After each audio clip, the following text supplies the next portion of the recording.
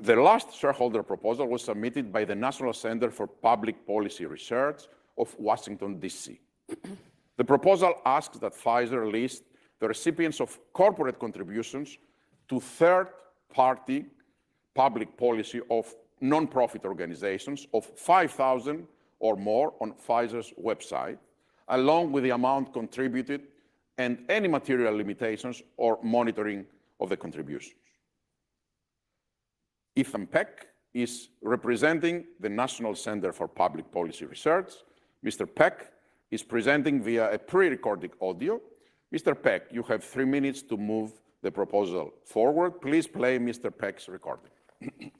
Corporations have a fiduciary duty to their shareholders not to take sides on divisive issues, as their shareholders, who have varying political views, will always fall on both sides of any given divisive issue. And misappropriating shareholder money to give to organizations and charities that advance partisan and divisive agendas is absolutely a form of that. Corporations also have a fiduciary duty to their shareholders not to take any actions, and that includes which organizations and causes the company funds, that may hold significant financial risks to shareholders. So when corporations insert themselves in the middle of societal debates by funding activism on divisive issues that are meant to be debated among citizens in the halls of Congress, not at corporations or in meetings like this, then they violate their fiduciary duty twice. Once for using shareholder assets to push an agenda that those same shareholders are deeply divided about, and once for risking the value of shareholder assets by doing just that. Nonetheless, Pfizer has irresponsibly taken sides on many hot-button political issues, and it's always the left side, but usually the far left side. For example, Pfizer has a paid partnership with HRC, an organization centered around advocating for the most divisive positions on the most controversial issues dividing our country.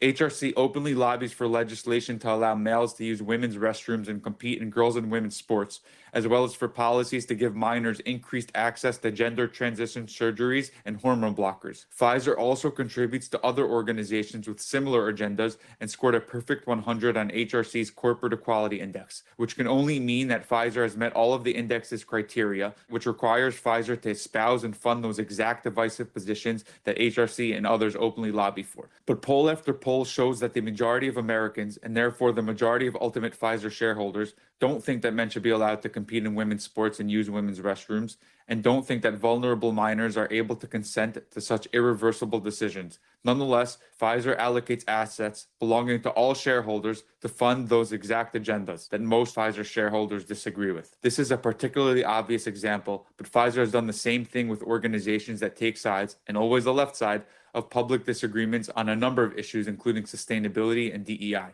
The company can't keep doing this. The majority of shareholders are not far left and disagree with the company funding this sort of activism. And again, this is in addition to the fact that it's financially risky to do this because of potential investor and consumer boycotts like we've seen at Target, Disney, Bud Light, and Planet Fitness that amounted in massive shareholder losses. We're not asking the company to espouse and support right-wing or conservative views, just pointing out that the company has a legal obligation not to fund or espouse left-wing views either.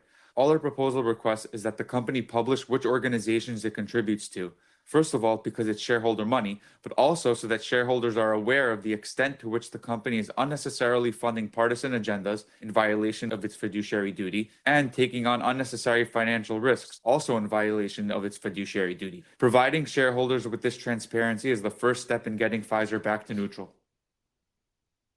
Thank you. The proposal has been moved. The Board of Directors opposes this proposal for the reasons set forth in the proxy statement.